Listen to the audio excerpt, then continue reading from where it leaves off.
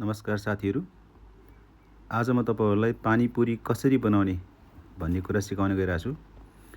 पहिला पानीपुरीलाई चाहिँ तातो तेलमा फ्राई गर्ने अथवा त्यसलाई हाल्ने, गोलो गोलो र हल्का रातो रातो नहुन्जेलसम्म डिप फ्राईमा राख्दिने।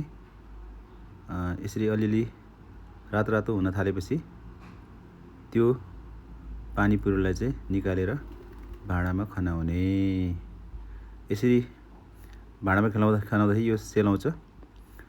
सेलाएपछि अझ सुन्दर देखिन्छ। हेर्नुस् त कति राम्रो देखेको छ यो पानीपुरी गोलो गोलो गोलकप्पा। अब हामीले पानीपुरी भित्र राखिने खाद्य वस्तुहरू तयार गर्नुपर्ने हुन्छ। यसमा विभिन्न सरसामानहरू चाहिन्छ।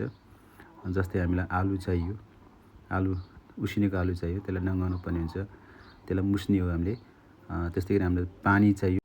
यस पानीमा पानीपुरीको मसाला, नुन, कागतीको रस, खुर्सानीको धुलो मिसाइन्छ।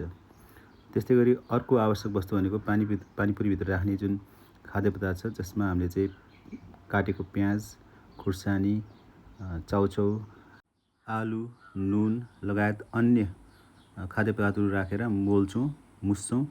अनि त्यसपश्चात त्यसलाई चाहिँ हामीले पानीपुरीलाई फुटाएर भित्र त्यो राखेर अघि तयार गरिएको पानी त्यो पानीपुरी भित्र राखेर स्वादिष्ट साथ हामी पानीपुरी खान्छौँ। धन्यवाद।